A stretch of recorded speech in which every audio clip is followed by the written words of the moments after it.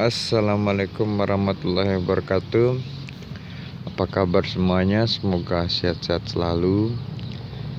Jadi kita kembali lagi di pelajaran online kita yang ketiga.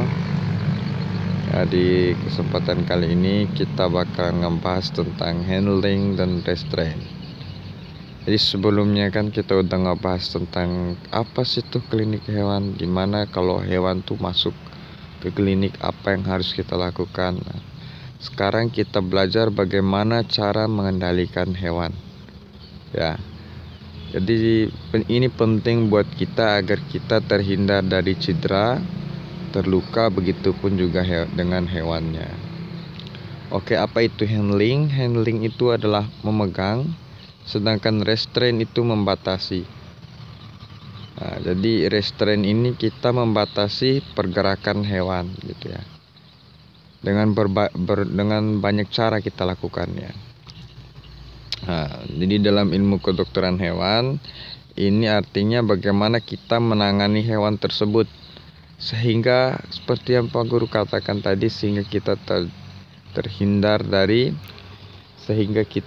terhindar dari terluka ataupun hewannya juga tidak terluka. Oke, next ya. Nah, menangani hewan. Jadi penting untuk kita saat kita menangani hewan itu kita harus tetap selalu waspada. Jadi hindari terjadi cedera pada manusia atau pada hewannya. Nah, jangan sampai saat kita obati hewan kita yang terluka.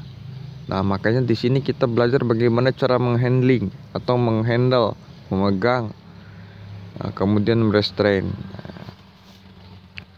Jadi kita selalu waspada karena tingkah laku hewan itu sulit diprediksi.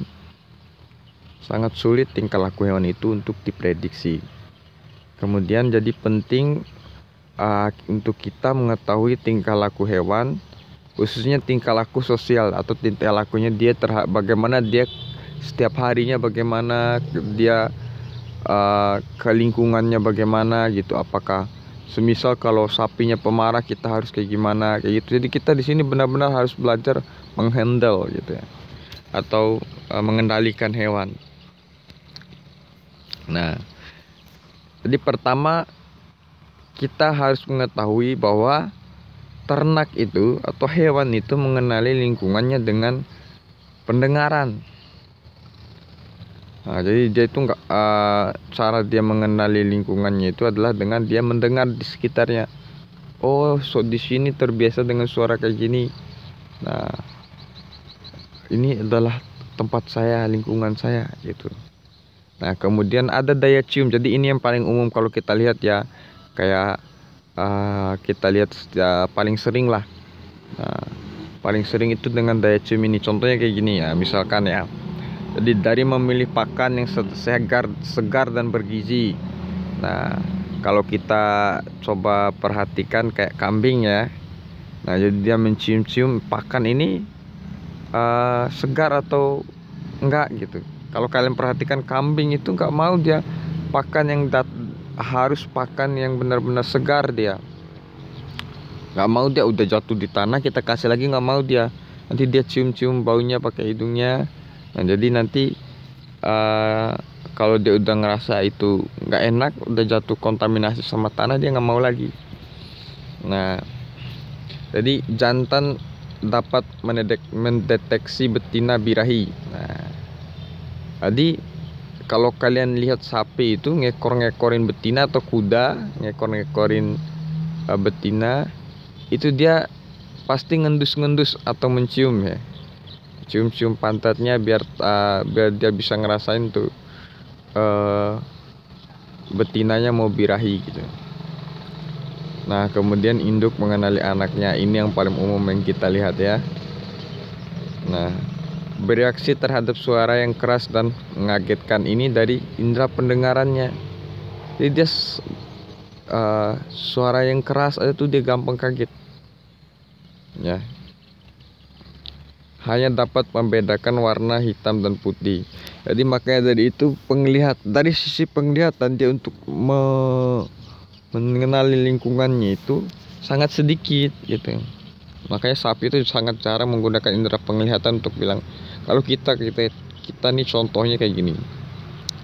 Kita ngelihat, oh itu rumah kita gitu. Nah, kalau sapi, hewan-hewan ini bukan cuma sapi ya, hewan-hewan ini beda.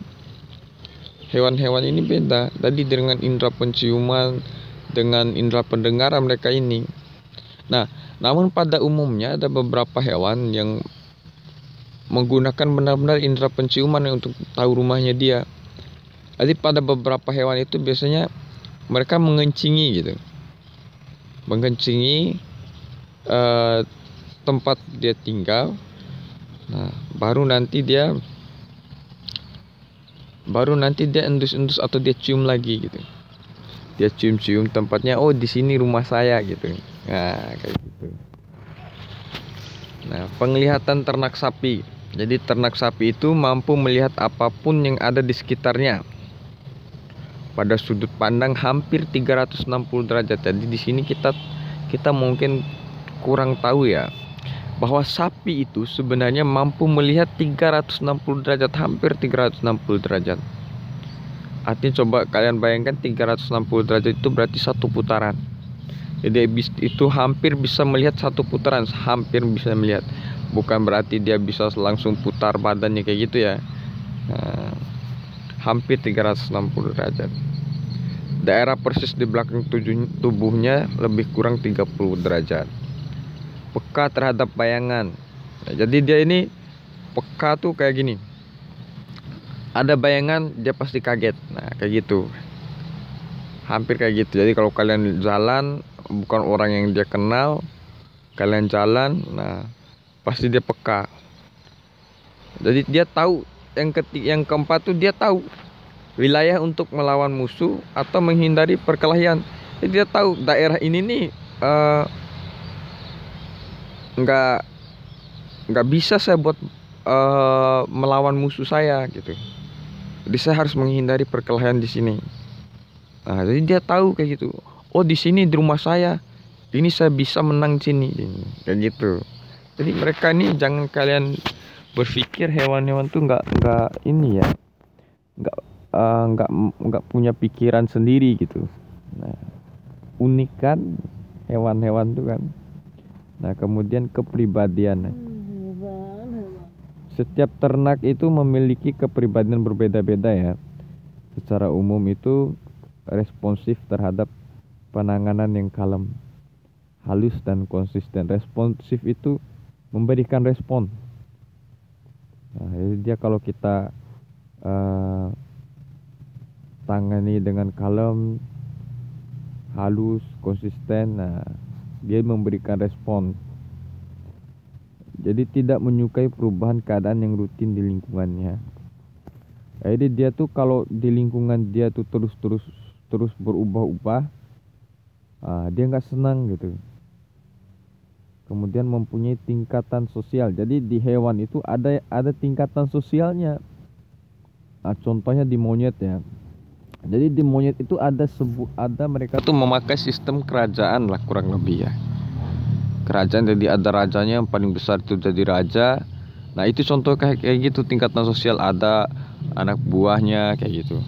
Nah gitu juga kalau kalian perhatikan itu di ayam ya. Ayam yang masih kecil itu atau pokoknya mereka tuh senior ya. Kalau di ayam tuh kan mana yang paling tua gitu. Sisi senior mana yang paling tua, mana yang paling kuat. Nah kayak gitu. Kemudian suka bergerombol. Tapi ini hampir semua hewan memang suka bergerombol, sekalipun ada yang beberapa yang nggak terlalu senang bergerombol ya. Kemudian mengenali manusia dari gerakannya. Jadi dia tahu ini manusia nih gitu. Cuman dari gerakannya aja gitu. Nah, oke. Pengaruh jenis kelamin dan bangsa terhadap tingkah laku. Nah, contohnya sapi pejantan, besar tubuh, kekuatan dan temperamennya. Yang tidak konsisten perlu perhatian khusus, memerlukan fasilitas khusus. Nah, jadi pejantan ini dia itu tubuhnya besar, kemudian kuat dan cepat marah. Nah, jadi tingkah laku, jadi jenis kelamin kayak jantan itu berpengaruh terhadap tingkah lakunya. Jadi tuh dengan badan besar, dengan dia punya kekuatan, dia juga bisa pemarah.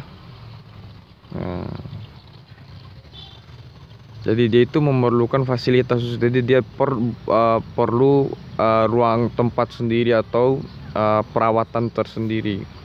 Kemudian sapi betina bisa berbahaya sewaktu merasa anaknya diganggu. Nah, ini paling sering kita lihat ya. Paling sering mungkin kita lihat di ayam lah. Contoh bahasa Bimanya, saat kita ganggu anaknya nanti tuh perep jangan kayak gitu. Jadi kalau mereka merasa anaknya terancam, mereka induk-induk itu bakalan langsung memberikan respon kalau merasa anak-anaknya terganggu kayak gitu. Nah, jadi setelah kita paham gimana kepribadian hewan, nah sekarang kita coba cari tahu apa aja sih yang bisa bikin hewan itu terluka saat orang-orang bawa ke klinik. Nah, jadi ada beberapa jenis cedera. Yang pertama, ternak menabrak pengelolanya atau peternaknya. Jadi sapi menabrak pemiliknya kayak gitu, kambing menabrak pemiliknya, kuda menabrak pemiliknya. Nah, kemudian terpeleset dan menimpa orang. Jadi semisalnya kandangnya licin, terus dia jatuh, orang kasih makan, nah gak sengaja dia timpa orang itu. Atau dari atas mobil tiba-tiba dia terpeleset jatuh ke bawah, ada orang di bawah, nah tiba-tiba kayak gitu terpeleset. Menjepit orang ke arah dinding. Tadi kayak ada beberapa hewan yang dengan badan besar gitu, jadi orang-orang tuh dijepit ke sudut-sudutan gitu, ke sudut, ke dinding-dinding kayak gitu. Menendang, ini paling umum ya. Kalau kita perhatikan di sapi itu paling umum menendang sapi dan kuda. Mungkin kalian belum langsung terjun ke ternak yang begitu galak-galak, jadi kalau selama ini kalian kan disuntik tuh kan diikat. Nah, kalau di hewan itu kalau kalian perhatikan hewan-hewan yang di Bima ini kan kebanyakan dilepas liar sapinya. Jadi dia senang sekali menendang.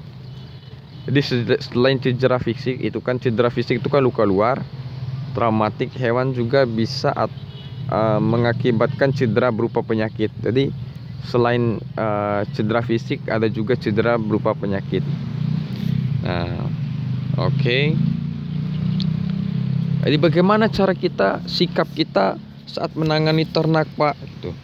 Kan ternak itu kan berbahaya kayaknya katanya tadi. Nah, tadi yang pertama, kita bergerak pelan, kalem, hati-hati dan tetap waspada.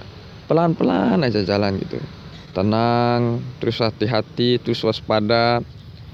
Nah, kemudian jangan mudah mengubah keadaan yang sudah rutin. Nah, kita nih biasanya kayak gini, jalannya dari samping kanan, kasih makan sapi, kasih setiap hari kayak gitu. Terus kita tiba-tiba datang dari kiri. Nah, bisa-bisa hewan tuh ngerasa itu bukan kita. Kalau sapi yang biasa sama kita, nah dia bakalan tenang aja, senang di bawah makanan. Terus kebiasaannya kayak gitu. Terus tiba-tiba kita rubah sekali waktu.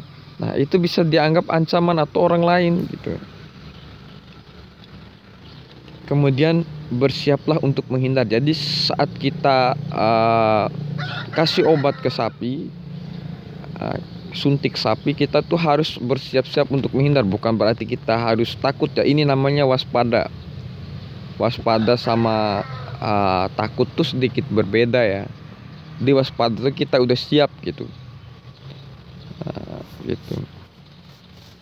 Jadi tetap selalu waspada gitu. Jangan mengejutkan hati-hati suatu bergerak mendekati gitu. Jadi jangan mengagetkan hewan itu. Jadi hati-hati sewaktu kita bergerak mendekati hewan. Oke, mungkin untuk sekarang kita cukup sampai di situ dulu. Nanti kita lanjut ke pembahasan berikutnya ya. Di video berikutnya. Di sekarang hari ini Pak Guru upload 2. kita ini kita belajar sedikit-sedikit juga biar kalian nggak bosan ini ya, biar kalian nggak cepat bosan karena videonya lama.